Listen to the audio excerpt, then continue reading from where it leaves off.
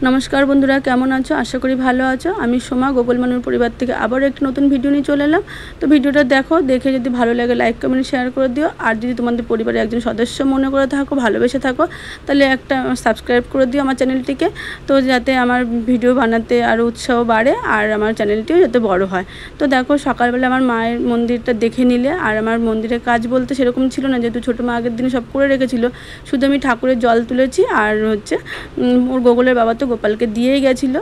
तो देखो घरे एसे बासी काजकर्म सब सेरे निएछि, सेटा अफ क्यामेराय एखन शुधु सेइगुलोके गोछगाछ करछि, थाला बासनगुलो आर कि। तो कि बोलतो आजके आमि भिडियो बानाई, एटा किन्तु गतकालेर भिडियो। कि बोलतो आजके आमार मनटा खुबই खाराप। देखो একটা মানুষের প্রতি যেরকম মায়া জন্মায়, ঠিক তোমার ঘরে যদি কোনো জিনিসপত্র থাকে, তুমি জন্ম থেকে দেখো বা তোমার বিয়ের পর থেকে তুমি যদি সেই জিনিসগুলো দেখো, তোমার একটু মায়া জন্মাবেই।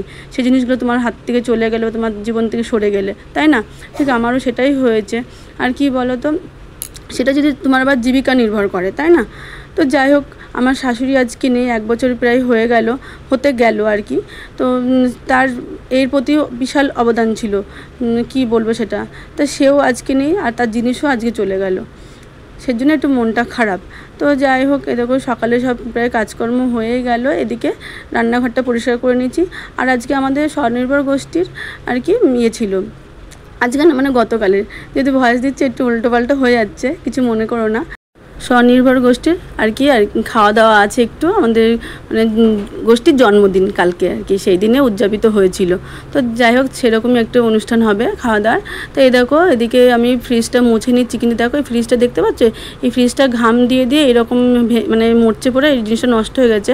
আর ডয়ারটাতে না কিচ্ছু সবজি মানে আলু পেঁয়াজ এগুলো রাখা যায় না, কী বলতো ইঁদুরের উৎপাতের জন্য। আর আমার ঘরটা পুরো ফাঁকা, যার জন্য কি ইঁদুরের সবসময় কেটে কুটে দেয়, যে আমি আর রাখি না, ওই জন্য ব্যাগে ঝুলিয়ে রাখি। দেখতে পাবে আমার ভিডিওগুলোতে ব্যাগ থাকে একটা রান্নাঘরে ঝোলানো, তার মধ্যে আলু পেঁয়াজ থাকে। আর এদিকে আমি সকালে দেখো ভাত বসানোর জন্য আর কি চাল নিয়ে নিচ্ছি। যতই ভাবি আমার কাজ নেই আজকে, কোথাও যাব, তাই বলে কি কাজ কি কম থাকবে? আমাদের কিছু না কিছু কাজ থেকেই যাবে। তো এই দেখো সকালবেলা রান্না করতেই হবে, কারণ নিজেকেও খেতে হবে, তবে ছেলে মেয়ে স্বামী সবাইকে তো মানে খাওয়ার ব্যবস্থা করে দিতে হবে। তো সেই জন্য এই দেখো খাবারগুলো করছে। আর দইটা দেখলে তো বসেছি কত সুন্দর হয়েছে। আমার মানে গোকুলের যে দুধ আনা হয়, সেই দুধটা একটু বেশি হলে আমি এরকম কি দই পেতে রাখি। আর এদিকে দেখো সকালে আলু সিদ্ধ গাটি সিদ্ধ ভাত বসিয়ে দিচ্ছি। আর একটু ডালিয়া বসাবো গোকুলের জন্য, যেহেতু ওখানে যাবো, কি খাওয়াবে তার তো ঠিক নেই, ও খাবে কিনা তারও ঠিক নেই। তার থেকে বাচ্চা মানুষ আমি আমার মতো করে নিয়ে যাই। আর গোকুলের শরীরটাও ভালো না, ঠান্ডা লেগেছে, যার জন্য কি একটু ডালিয়াটা নিয়ে যাব, যাতে একটু গলা গলা করবো, খেতে পারে। আর এদিকে সকালের জন্য একটু পেঁপের তরকারিও করে রেখে দেবো, যেটা দুপুরেও খেতে পারে। আর ছোটো মা যেহেতু ডিম রান্না করবে, তার জন্য আমি বলেছি তাহলে ওদের বাপ বেটির জন্য একটু ডিম রান্না করে দিন। আর এদিকে দেখছো ডাল আর ডালিয়াটা তোমার ভিজিয়ে রাখলাম, যাতে একটু ভালো মতো যে কী বলে যেগুলো থাকে না ধুলোবালি মানে পাউডার যে মেশানো থাকে, সেইগুলো আর কি বেরিয়ে যাবে। বেশিক্ষণ ধুয়ে রাখলে জিনিসটাও নরম হবে, তো ভালো হবে।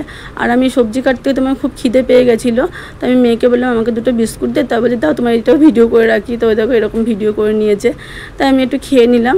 আসলে আমি চা খাই না, চা খাওয়ার মতো অভ্যেস না, যদি কেউ খায় তাহলে আমার একটু খাওয়া হয়, নাহলে নিজে কোনোদিন আমার ইচ্ছা করে না করতে। তাই এদিকে দেখো বিছানা গোছাতে নিয়েছি। বিছানার কি বলো তো জিনিসপত্র এত দেখছো না, এগুলো কি বলো তো গোগলের তো লাগেই। আর মেয়ে শীত গরম সবসময় তো একটা কাঁথা আর 2টো বালিশ লাগে।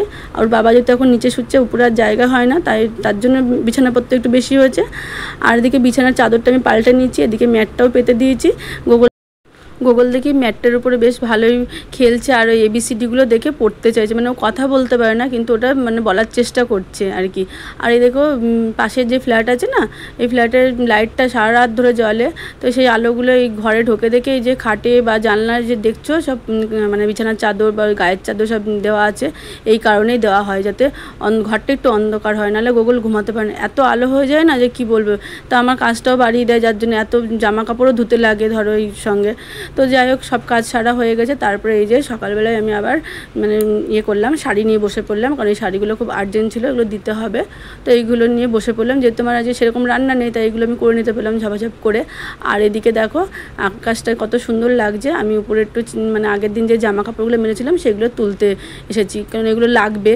আর এখানে ছোটো মা মেল বাড়িটা মানে ছোটো মার ছাদ, আর এখানে আমাদের আসতেই হবে, শুধু ছাদে বলে না, ছোটো মার ঘরে আর কি না আসলে পেটের ভাত হজম হবে না আমাদের কারো আর কি, এরকম ব্যাপার। আর আমি বিয়ের মানে যখন দেখতেও গেছিলো সেই থেকে ছোটো মার সঙ্গে আলাপ, আর ছোটো মার সঙ্গে কী বলতো বন্ধুর মতো সবসময় আর কি মিশে রয়েছি।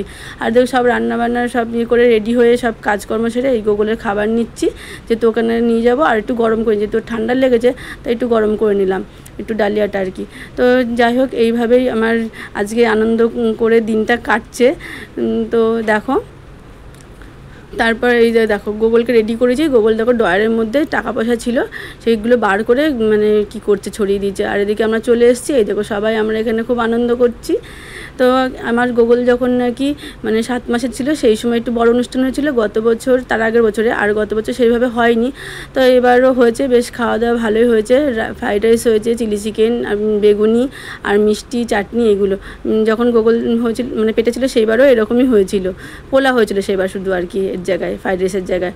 তো বেশ এই দেখো কেকও কাটা হয়ে গেল, বেশ আনন্দ হয়েছে, আর গোগল তো খুবই আনন্দ করেছে। এই যে